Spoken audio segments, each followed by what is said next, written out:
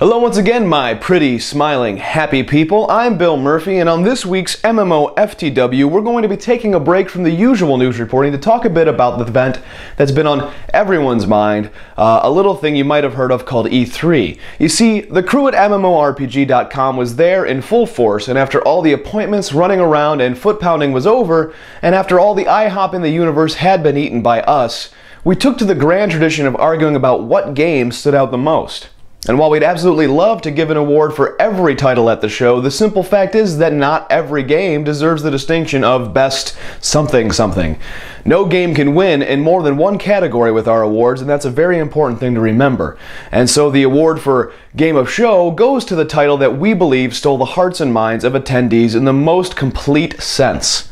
Here then are the 5 games that we believe stood out the most during this year's E3. First up is the hybrid MMO, the best hybrid MMO, and that is World of Warplanes from Wargaming.net. Wargaming started out just a couple years ago as one guy with a laptop at E3 looking for some help spreading the word about his idea for a game centered around tanks.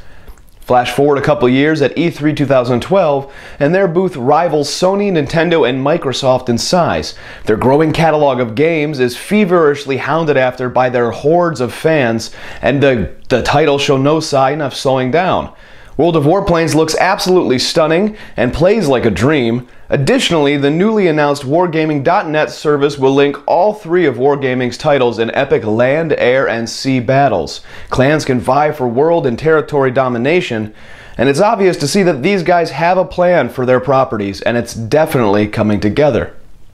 Next up would be the Rising Star category. We give this award to the game that we believe is the one to watch. And, well, it's going to be Neverwinter from Cryptic Studios. Yes, we gave Neverwinter Game of Show during PAX East 2012 simply because it came out of nowhere to shock our entire staff with how fun, polished, fluid, and well-rounded the title seemed. This time at E3, we're giving it the Rising Star because we truly believe that it's a game to watch unfold over the next 6 months. Cryptic's unique blend of action, storytelling, and player-created content is going to surprise a lot of people, and we don't think it'll be long before you all start getting as hopeful as we are for this one. Next up will be the most innovative title at E3 2012, and we're going to throw that right at Defiance from Tryon Worlds and Sci-Fi Network.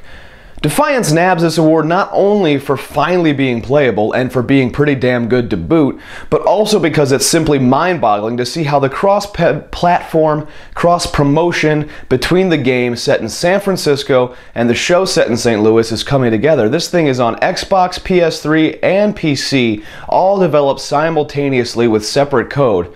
I mean, something like this sort of cross-genre inclusion and this cross-platform MMOFPS simply hasn't been done before. Sure, the MMOFPS, or in this case the MMO third-person shooter, has been around for some time, but Tryon's expertise in live world events mixed with the notion of players' actions and choices influencing what gets reported on in the television series make for an altogether unique and exciting project for both gamers and TV fans alike. One can only hope that the show is as fun to watch as the game is to play. Next up is our most anticipated title at E3 2012, and this is kind of the award that is almost like a runner-up to Game of Show. You usually see this title with feverish people all over it and fans just wondering more and more about the game, and who else could it be other than Elder Scrolls Online from ZeniMax Studios. When ESO was announced, the internet backlash was almost audible with rage, but then things settled down. People began to see past the fact that this isn't supposed to be a Skyrim Online.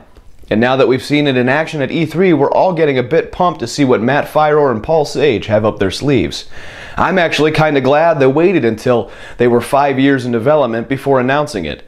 Now we know it won't be too long before beta rolls around, and 2013's launch date can't really be that far away. I'd say bring it on. The Nord in me really wants to see what happens with Elder Scrolls Online.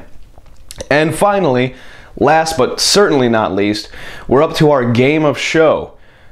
This one, well, it took the cake for every single person on staff at MMORPG.com, and I'm talking about PlanetSide 2 from Sony Online Entertainment. Slowly but surely, people have begun getting their whole mind and body psyched up for PlanetSide 2. The original was far ahead of its time, maybe, but this incarnation keeps looking better and better. Finally, at this year's E3, we managed to get our greedy little paws on the thing, and we were suitably impressed. Mike Bitten's preview, already live on the site, is gushing, and as it should be. The game plays like it's absolutely ready for the big leagues, and we can't wait to get into the beta with the rest of you, which should be starting very shortly. I'm never very good at competitive shooters, but even I know I can dive in and get my medic on to help out the Terran Republic. For those of you who've been wary of SOE's sophomore effort in the PlanetSide universe, be wary no more. It's the real deal, people, and it's only going to get better as we get closer to launch. Well, that does it for this week's MMOFTW, the E3 2012 Awards Edition. We hope you've been enjoying our E3 coverage, and we have plenty more to come over the next couple weeks. Remember to follow us on Twitch, Facebook, Twitter, and YouTube at MMORPG.com or MMORPG.com. And as always, please have a great week and don't let a bad pug get you down.